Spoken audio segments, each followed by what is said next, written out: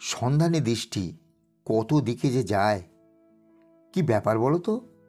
সুভাষ অফিসে যাচ্ছে না, মাসের পর মাস বাড়িতে বসে আছে। পাওনা ছিল ছুটি, ছুটি নিয়েছে বোধহয়। ছুটি নেওয়া ছেলে কোথায় কাজ করে যেন, মোটর ভেহিকেলসে, ডেইলি বাঁ হাতের কামাই হাজার হাজার টাকা। সে তোমার এমনি এমনি ছুটি নিয়ে বসে থাকা ছেলে বসিয়ে দিয়েছে, সাসপেন্ড করে দিয়েছে। দুটো জিনিসে মানুষের পরমানন্দ, করুণা আর হিংসা, পরচর্চা আর পরনিন্দা। এই দুটো ভাব, এই দুটো জলাভূমি থেকে উঠে আসে।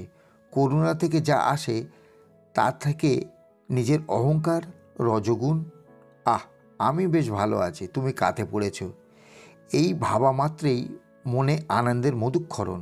বেশ হয়েছে, ঠিক হয়েছে। এক সময় ঠোঁটে তোমার 555 নাচত, বাড়িতে অতিথি অভ্যাগতদের হই হই লেগে থাকতো। তখনই ভেবেছিলাম অতবার বেরো না, ঝড়ে পড়ে যাবে। আর হিংসা মিশ্র পরচর্চা তমগুণী।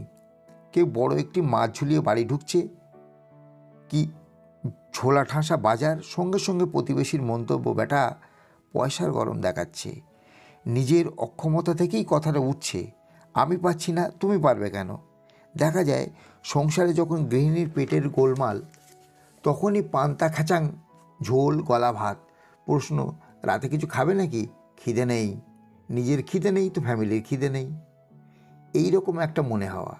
অন্য সময় পাতলা ঝোল ভাত করো না, বলবে তীরে মারতে আসবে, ও দিয়ে গেলা যায়?